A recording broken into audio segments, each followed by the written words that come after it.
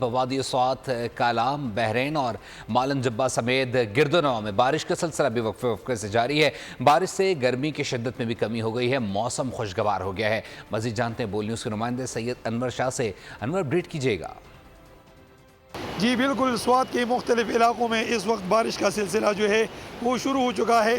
سوات کی جتنی بھی بالائی علاقے ہیں، مدین، بحرین، کالام، اتروڑ، گبرال، مہوڈھنڈ، ملم جبہ، وہاں پر بھی بارش کا سلسلہ جاری ہے۔ بارش کی وجہ سے گرمی کا زور جو ہے وہ ٹوٹ گیا ہے۔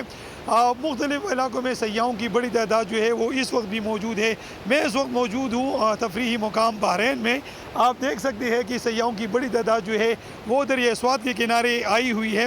بارش کی وجہ سے ان کی جو خوشی ہے وہ دوبالا ہو گئی ہے، کیونکہ ملک کی دیگر علاقوں میں موسم کافی گرم ہے اور سیاحوں کی بڑی تعداد جو ہے وہ ان یخبستہ ہواؤں کو دیکھنے کے لیے اور ان سے لطف اٹھانے کے لیے سوات کی تفریحی مقامات کا رخ کر رہی ہے۔